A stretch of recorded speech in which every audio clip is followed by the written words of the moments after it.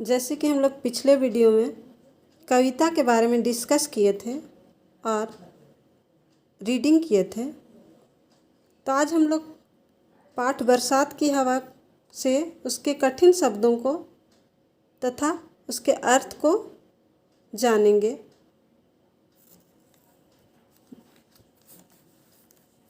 जैसे कविता देखो, जैसे मंद। मंद मंद का अर्थ होता है धीरे धीरे।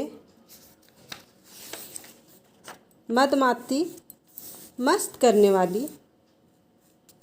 ढाल ढलान। शिखर पर्वत की चोटी। भाल मस्तक। तरुमाल पेड़ों की पंक्ति। अटखेलती खुशी से खेलती। इठलाती नखरे करती। शून्य एकांत। नौ नया। हर्ष खुशी। आनंद सरस खुशी या आनंद हर्ष का अर्थ होता है।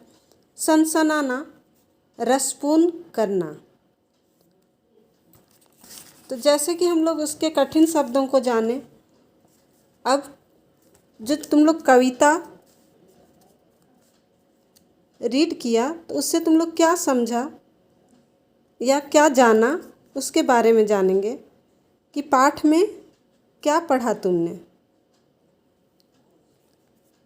जैसा कि इस कविता में वर्णन किया गया है बरसात के बारे में, तो कविता में किसका वर्णन किया गया है? बरसाती हवा का। और आकाश में यह कैसे घुल जाता है, तो यह आकाश में कैसे घुल जाता है या आकाश कैसे धुल जाता है?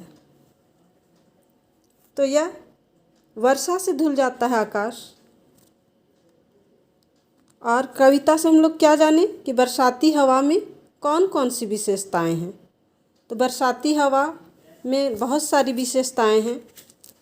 जैसे कि बरसाती हवा हम लोग को क्या देती है? आनंद देती है, साथ ही साथ हवा को निर्मल कर देती है या शीतल कर देती है, शीतलता प्रदान करती है और मंद गति से मस्ती और अटखेलियाँ करती हुए आती हैं। तो ये सब विशेषताएं हैं।